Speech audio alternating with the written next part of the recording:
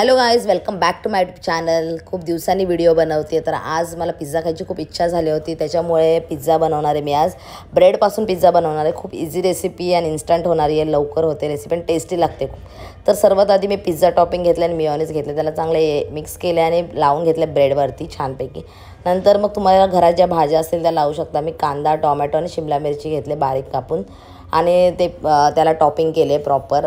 तुम्ही कॉर्न वगैरे पण घेऊ शकता। त्याच्यानंतर मग मी चीज घेतले, अमूलचं चीज घेतले, तुम्ही मोझरेला चीजही घेऊ शकता। ह्याला किसून घेतलं आहे छानपैकी आणि ह्याच्यानंतर मग मी ऑर्गॅनो आणि चिली फ्लेक्स ॲड केले। ह्याच्याने चांगला फ्लेवर येतो आणि प्रॉपर पिझ्झाच खातो आहे असं वाटतं आपल्याला।